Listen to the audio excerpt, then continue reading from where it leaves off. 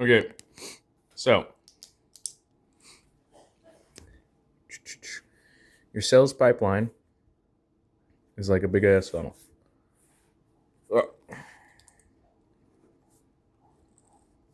Okay, there's only 3 steps to our process because ours is direct to consumer. So you have leads, okay,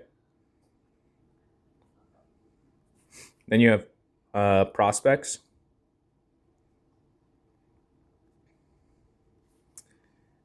then you have opportunities,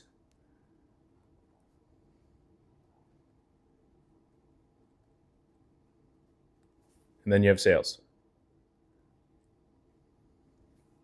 Okay, at each point in this chart, there's a conversion rate. So from leads to prospects, we want we want from leads to sales a 25% conversion rate, prospects to sales a 40% conversion rate, opportunities to sale a 60% conversion rate, and sales 75%.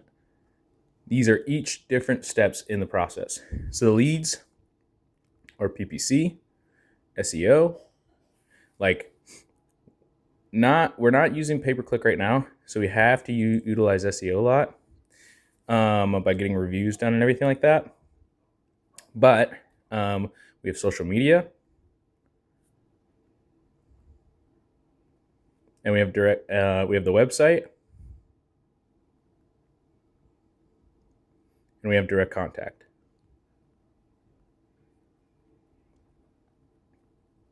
Okay, because anyone can contact you and do anything and be a lead. Okay, but these guys are not necessarily sales. Okay, just because you have a guy that looks like a good lead, sounds like a good lead, and everything like that, once they get to the prospecting phase, then it gets to the point where you find out where we are qualifying the leads. We're qualifying leads here.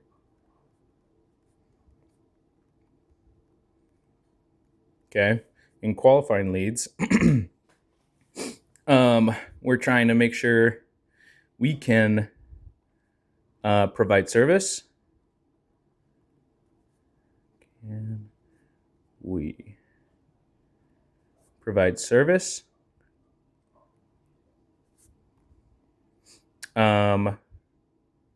Fix a need for the customer. Do they have the funds?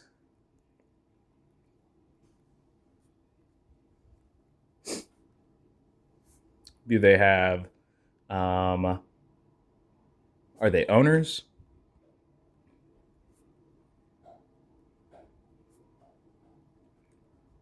Right? So like there's a bunch of different qualifying factors for each of your customers and everything like that. Your prospects, then once you qualify them as opportunities, you're qualifying the leads for opportunities. Then once you get to the opportunities, this and prospecting is also where we're going to call. So let me put this down. So this is where we make our first contact with customer. Okay. We want our first contact in the prospecting phase so we can figure out if even we want to waste our time on that customer. Okay. And then in opportunities, once we've recognized that they are qualified prospects, we do a consultation. We want to do in person, but I don't know if that's going to fit our. We need to do in-person consultations so that you can build that relationship, because this point is the second contact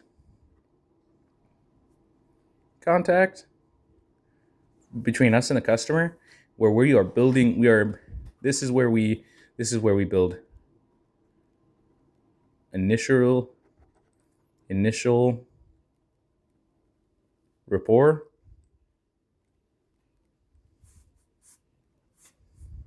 And then in second contact, we're building the relationship between us and the customer, as well as answering any of their needs, what the cost is, We don't want to discuss our cost, all our costs and stuff like that right here. So we don't want this no cost combo, no cost combo. Okay. Cost related stuff is over here in the opportunity section. And then we talk about the cost, and we talk about how we fit their needs and why we do. Okay. And then finally, in this is the second contact. This is the in-person consultation. That's when we ask for sale. So ask for sale. Ask for sale. Is after all this. Okay. So this is this is like you get email, someone clicks on your website and sends info requests, someone texts you, someone messages you or your social media page on Instagram, Facebook, TikTok, and everything like that. And then in the prospect section, that's when you're making the first contact over a phone call or an email, setting up a consultation appointment so that you can describe exactly what we're doing. Be like, hey, just so you're aware, our process as a company is to meet in person so that we can make sure that we're fitting all your needs, and so that we don't waste any more of our time, of your time or our time, because we want to make sure that these guys fit. And if they say no, then they're not a fit. They don't qualify as an opportunity, because we need them to build that relationship so that we can build our brand in the community. Okay. Then once we get to this, to the consultation, the in-person consultation is where you're figuring out what they need, what they want, and what you can provide for them. So the two differences is what they need is like a service of some sort, pool cleaning service. That's what they need. Okay. What they want is like the automated system and everything like that. And they want to know why they should get that over just the normal basic service and everything like that. What's the upgrade mean? And then but the want isn't the buying factor. We need to make sure that we fit the need of the customer, not the want of the customer. We can't fit everything that the customer will want. That's impossible. In this, you're checking their pool, you're checking the irrigation, you're checking whatever we need, whatever product we're selling and everything like that. And then at the end, you explain what we can do and what we can provide for them, what the cost estimate would be. Cost estimate. And then we want to sign papers there too. Sign papers for at least the first service, because we want to solidify that as quickly as possible, so that there's no hey, like, when are you coming by? 2 weeks from now? That's fucking crazy. What am I paying you for right now? If you get them to sign the contract right then and there, and we have a date in for them, then they will be perfectly fine. Being like, hey, just so you know, we have a bunch of other customers on our routes.